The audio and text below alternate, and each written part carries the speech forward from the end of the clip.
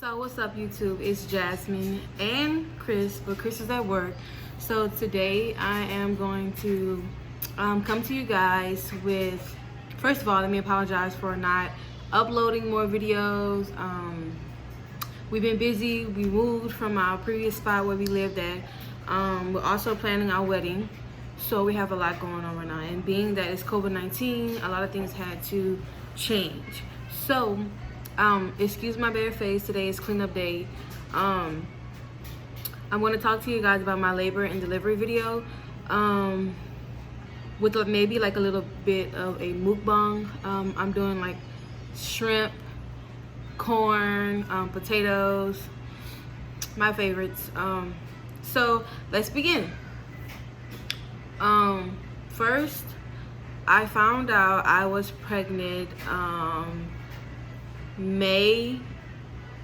I found out I conceived May 26th, which is my sister's birthday. I know, right? But then I actually found out I was pregnant, which is June 26th, which is my other sister's birthday.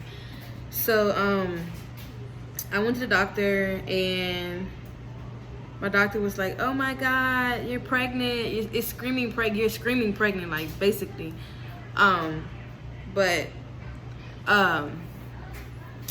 I was like, "Oh my God, I'm pregnant! Like how far along?" She was like, "You're 2 months pregnant," but that's another story time.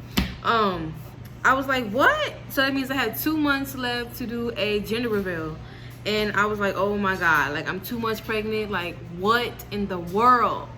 Because I didn't feel like I was 2 months pregnant. I felt like I was just maybe a week pregnant, 6 weeks, 12, whatever, but not 2 months.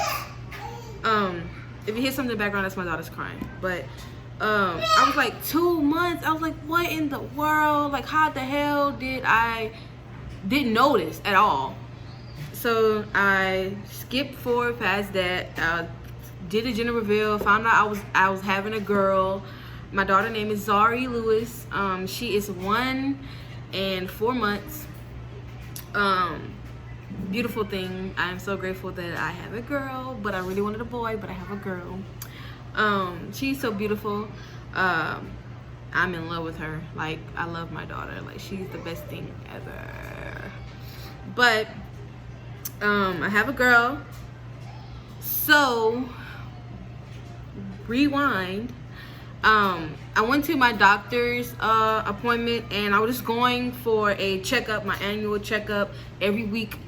When you get my amount of far along, whatever. I went, and my doctor was like, "Well, your blood pressure's been high for like the past 3 visits," and I was like, "Okay." I said, "Maybe because I have a headache when I wake up, and I be starving, like I be extra hungry." And he was like, "No, and you have too much protein in your urine." I know too much information. And I was like, "Well, I ain't know I'm supposed to count the protein that I'm drinking or whatever I'm eating." So he was like, "Well, I'm gonna send you upstairs and to the next office and put you on the to check you and see how you're doing." I was like, "Okay, cool." And it was like, "Well, we have to your daughter is moving, like not moving like a lot, so we're gonna send you to the big main office." I was like, "She just is moving, so all right, cool." So I went there, and my other doctor was like, "Well, they sent me to the high-risk floor because I was 37 weeks and 3 days at the time." And he was like, "Well, your blood pressure is high, so we're going to make you do the 24-hour urine test because your protein in your urine is too high and your blood pressure was high, so we're not going to send you home at this time." I was like, "All right, cool, fine." And then another nurse come back in, my high-risk doctor come back in, and he was like, "Well, to be honest with you should have been had your baby at 36 weeks because your blood pressure is extremely high, and that can cause a risk for you and your child." I was like, "Oh snap, stuff about to get real." So I'm like, "Bruh, I haven't eaten. First of all, I'm thirsty as hell, and my mama hungry. Like, we both hungry. It's 7 o'clock, 8 o'clock in the morning. We getting up to go to this appointment, and we couldn't eat." So he was like, "Well, don't eat anything, just drink, just eat ice cubes. I was like, what? He's like, because we gotta make sure that your protein level gets down and your blood pressure gets down. I was like, all right, fine. So I called Chris, and he was like, he didn't answer the phone at the time, so I was like, let it be. All right. My other doctor come back in. He was like, well, you're not dilating at all, so do you want to go home? I was like, no. I was like, I want to continue to figure out what's going on. Like, I'm gonna make sure my blood pressure is going down before I go back home, because if I go back home, it's gonna be a whole nother issue, but I gotta come back. And my other doctor was like, all right, cool. Then another doctor come back in. My doctors was not communicating at all. Like, each doctor came in was telling me a different story. So my other doctor, one doctor was like, well, do you want to have her today, or you want to come back and have her at 38 weeks? I was like, I want to have her today. Like, I'm about to wait, because if I come back and there's a complication, I'm gonna be mad at y'all, because I told you I wanted to have her today. So they was like, all right, cool, you're gonna have it today. I called Chris, I was like, babe, I'm about to give birth to Zari. They told me I gotta have it today because blah, blah, blah, blah, blah, etc., etc. So they was like, he was like, all right, cool. So he getting off work, he rushing, couldn't figure out what the hell to get, none of that. Because first of all, and mind you that we was just going to a regular doctor's appointment. We wasn't going to give birth to her. It was just a regular appointment. I was only 37 weeks and 3 days at the time, y'all. Like, that is like mind blowing. I had everything packed, but I wasn't expecting to give birth to her that next day. So all that happened.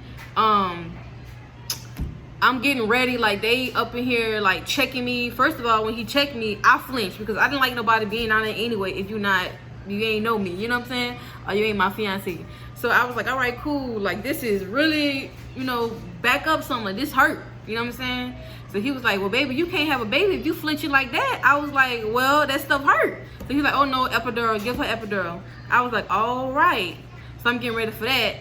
That epidural pain, like, okay, it's like, I watched so many labor in vlogs about giving birth and epidural, everybody experienced, but mine felt like something was stepping on my chest, because first of all, they expect you to bend over like a C to put the needle in your back, but you can't, because your belly is in the way, y'all. Like, how the hell you want me to bend like a C and my baby is in the way? Like, okay, that's weird. So I'm bent over like this, but I couldn't barely bend over more because my stomach was so big, y'all. So she was like, all right, cool. She stuck the thing in my back. She stuck it in my lower back, y'all. She's like, you're gonna feel pressure. I'm like, all right, cool. Pressure ain't nothing, it's just pressure. Y'all, when I tell you, when she started sticking the epidural in my back slowly, it felt like somebody was stepping on, like an elephant was on my chest, and I'm crying because it feels so bad.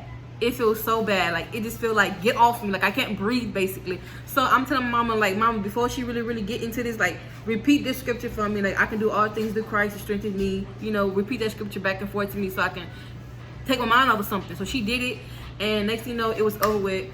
Then I signed the paper for, like, students to come in and come, like, see me give my epidural and, like, to learn and train. Y'all, I had students in my room while I'm getting epidural. Like, they watching me. Like, the little nurses that's training under my nurses were, like, so nervous. Like, they're like, she's crying. Like, hell yeah, I'm crying. This shit hurt.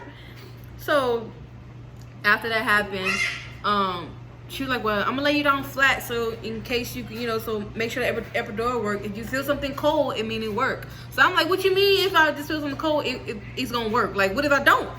So she was like, she laid me down.